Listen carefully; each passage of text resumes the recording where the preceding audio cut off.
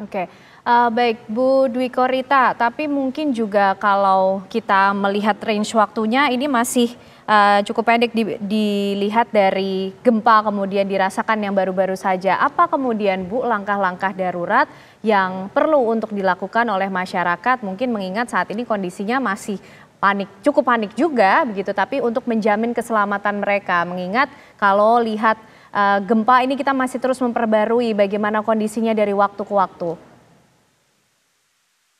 Ya, tadi saya mohon untuk terus memonitor ini tadi aplikasi mobile phone info BMKG itu minimal membuat masyarakat itu mengerti apa yang sebenarnya sekarang terjadi dan perkembangan situasinya sehingga dapat segera melakukan langkah-langkah perlindungan atau penyelamatan diri.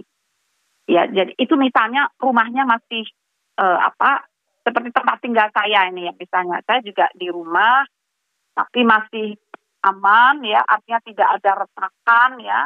Nah, itu bisa tetap tinggal di rumah gitu ya. Tapi saya terus pegang terus itu HP, monitor ini perkembangannya. Nah, nanti biasanya selalu ada diikuti rekomendasi gitu di situ. Nah, sehingga tetap tenang ya, karena tahu informasi apa, kita tuh panik kalau tidak tahu apa yang terjadi.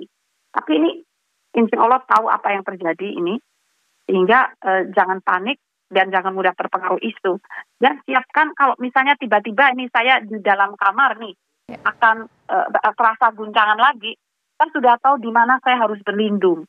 Sudah saya pilih, oh nanti saya akan pilih di bawah meja tulis atau meja belajar, meja makan, atau karena pintu teras itu dekat ya, atau malah lebih baik keluar rumah.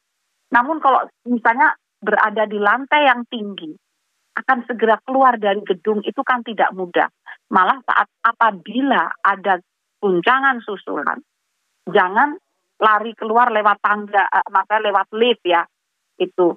Lewat tangga bisa, tapi setelah guncangan itu berhenti.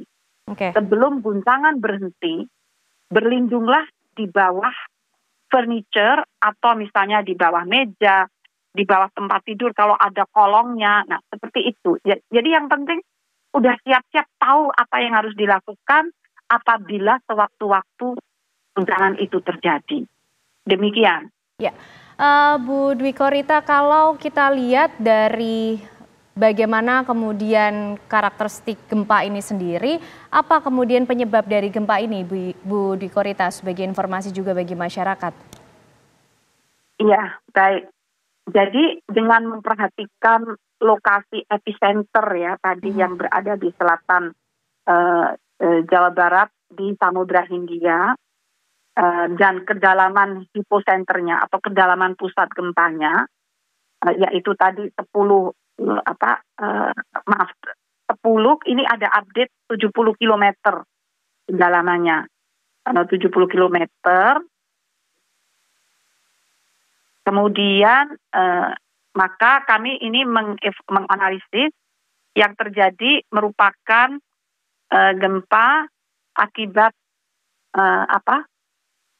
patahan naik ya, akibat patahan naik. Jadi itu akibat tumbukan lempeng ya. Akibat tumbukan lempeng Samudra Hindia menumbuk masuk ke bawah ini Pulau Jawa, atau Pulau Jawa ini bagian dari lempeng Indo-Australia. Nah, akibat tumbukan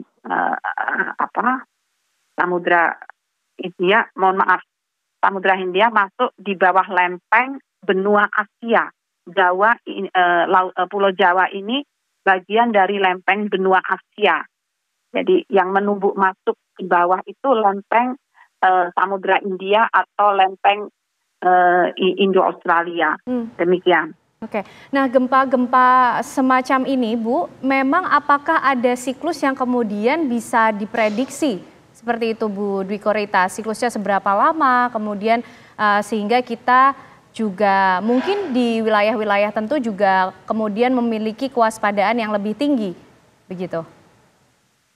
Jadi sebetulnya para ilmuwan ahli gempa itu memang mempelajari ada teori yang mengatakan periode ulang ya. Ada teori, jadi misalnya suatu gempa yang terjadi pada lokasi tertentu akibat patahan tertentu, itu bisa menunjukkan periode ulang kira-kira ya, kira-kira kurang lebih kapan akan terjadi gempa lagi, apakah 100 tahun kemudian atau 200 tahun kemudian atau entah 1000 tahun kemudian. Nah, itu teorinya ada memang demikian. Nah, jadi kalau prediksi kapan, jadi misalnya kurang lebih 100 tahun kemudian, biasanya begitu. Tapi nggak bisa kira-kira bulan April, apalagi tanggal sekian, itu tidak bisa. Apalagi mengatakan kira-kira nanti pukul sekian, itu tidak belum ada yang secara valid, tepat, akurat itu belum ada yang bisa seperti itu. Oke, baik. Bu Dwi Korita, kalau tadi juga sempat disinggung mengenai gempa susulan yang perlu untuk diwaspadai oleh masyarakat. Apakah untuk gempa susulan ini, Bu, juga bisa dibaca akan sampai waktu berapa lama kemungkinan mengalami penurunan aktivitas, begitu? Kalau gempa susulan, khususnya untuk gempa yang kali ini, itu belum tercatat adanya gempa susulan ya. Okay. Namun untuk gempa-gempa yang lain ya, itu kita bisa memperkirakan.